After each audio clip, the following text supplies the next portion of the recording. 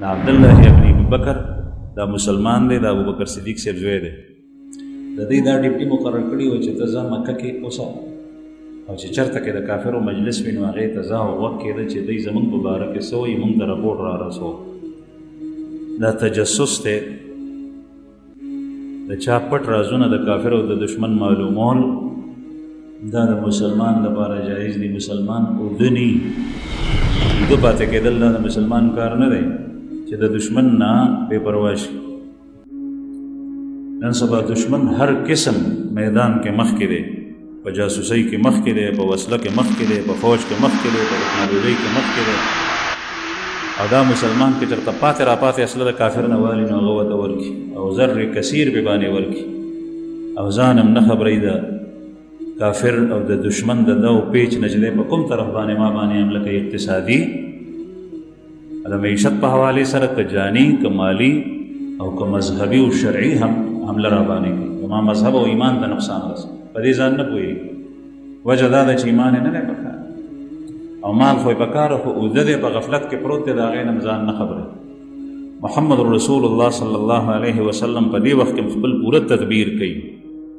بعضې خلک هغه خلکو ته د دین غلطه نقشه ښیي، اسباب وغورځو دا مات کا، هلکه چې اوبه لګې نو بیا خو بلچۍ د کوره ځان سره په اوبه وړې او ورخړې، ځکه چې درته پته ده چې په لاسو باندې ورخ نشم سمولی.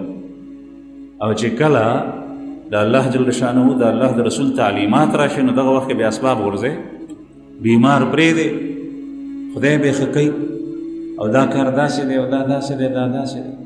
دا خو الله جل جلاله اسباب درکړي دي، او چې کله د الله جل شانه درکړی شوي اسباب ته د هغې نه فایده نه اخلي، یو کافر به ترې والي او ته د الله جل شانه د تکویني ضابطو خلاف ورزي کې د هغې مرتکب وي. چې څنګه د الله د شرعي قانون خلاف ورزي دا نه ده جایز، دغسې د الله جل شانه د تکویني ضابطو خلاف ورزي نه ده جایز. اسباب اختیار کا او اعتماد او تکیه او توکل په خپل رب باندې ساته چې کار به هغه کوي، نتیجه د هغه په لاس کې ده. ما ته د اسباب اختیارولو امر دی ځکه ما اختیار کړ. نتیجه هم اسبابونه توقع ساتل دا د مشرکینو د کافرو خوی خصلت دی، د هغوی کار دی، کردار دی.